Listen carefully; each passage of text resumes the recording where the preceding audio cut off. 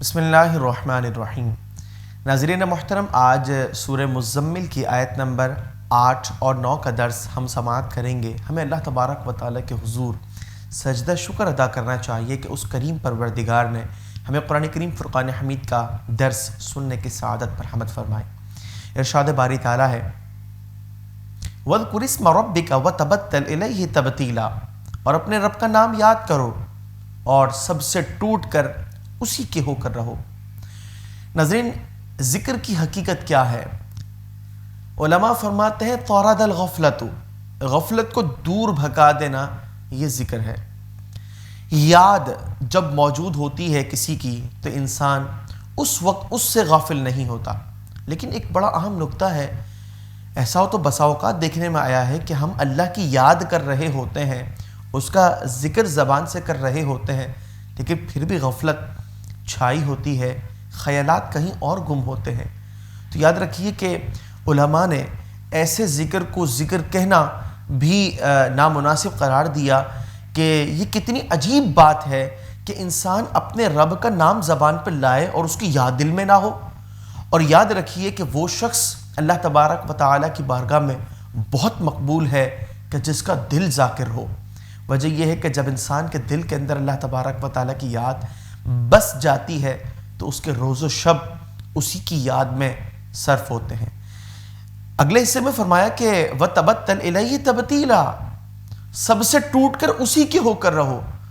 ناظرین، آج ہم دنیا میں دیکھتے ہیں تو ہماری تو بڑی مصروفیات ہیں، اپنے بھی بہت سے معاملات ہیں، گھر والوں کے حقوق بھی ہیں، دوستوں اور عزیز و اقارب کے معاملات بھی ہیں، ان کے ساتھ بھی ہمیں جو ہے حسن سلوک کی تلقین شریعت ہی نے فراہم کی ہے، اپنی عبادات بھی کرنی ہے، معاشرتی معاملات بھی ہیں، دیگر بہت ساری چیزیں ہیں جہاں مصروفیات ہیں، تو سب سے ٹوٹ کر اسی کے کیسے ہو جائیں؟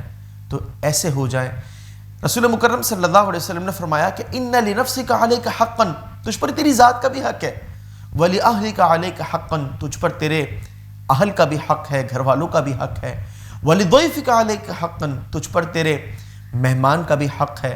لیکن ناظرین، جب انسان کا دل اللہ کی یاد کو بسا لیتا ہے تو پھر سب کچھ انسان کا اسی کی خاطر ہوتا ہے۔ اگر وہ اپنی صحت کا خیال رکھتا ہے، اے اللہ تیرے لیے، تیری عطا کردہ یہ امانت ہے، میں اس کا خیال تیری رضا کے لیے رکھتا ہوں۔ گھر والوں کی خوشنودی چاہتا ہے، ان کا حق پورا کرتا ہے، بچوں کی بہترین پرورش کرتا ہے، والدین پر پیار بھری نگاہیں ڈالتا ہے، ان کی خدمت کے اندر اپنے آپ کو جو ہے وقف پاتا ہے، ان کی رضا اور ان کی خوشنودی چاہتا ہے، اے اللہ تیرے لیے۔ کسی سے دوستی رکھتا ہے، رب کریم تیری خاطر، کسی سے دشمنی رکھتا ہے، اے اللہ تیری رضا کے لیے۔ ناظرین، جب انسان اپنے مال کی زکوٰۃ ادا کرتا ہے یا صدقہ دیتا ہے، کسی فقیر کو خوش کرتا ہے، اے اللہ تیری خاطر۔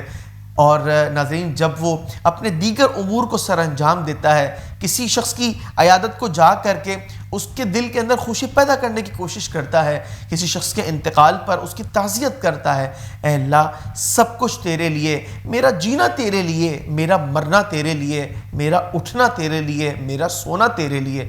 یہ معاملہ جب ہو جاتا ہے تو وَتَبَتَّلْ إِلَيْهِ تَبْتِيلًا، سب سے ٹوٹ کر اسی کے ہو کر رہو کا تقاضا مکمل کر لیتا ہے۔ فرمایا آیت نمبر 9 کے اندر رب المشرق والمغرب لا الہ الا ہو فاتخذوہ وکیلا، مشرق اور مغرب کا رب ہے، اس کے سوا کوئی معبود نہیں، تم اسی کو اپنا کارساز بناؤ۔ ناظرین، بات یہ ہے کہ رب کریم یوں تو ساری کائنات کا مالک ہے، لیکن فرمایا کہ وہ مشرق اور مغرب یعنی سب کچھ اسی کا ہے، ہر چیز اسی کی ملکیت کے اندر ہے۔ اے انسان، آج یہ سوچتا ہے کہ میرا یہ، میرا وہ، میری زندگی، میرے کام، میرے معاملات، پھر چل دیتا ہے، اس دار فانی سے کوچ کر جاتا ہے۔ یاد رکھ، اس کے سوا کوئی لائق عبادت نہیں، اسی کا ہو کر رہ جا، اسی کی اطاعت کر، اسی کے حکم پر، اس کے محبوب کی اطاعت کر، اور فاتخذوہ وکیلا، تم اسی کو اپنا کارساز بناؤ۔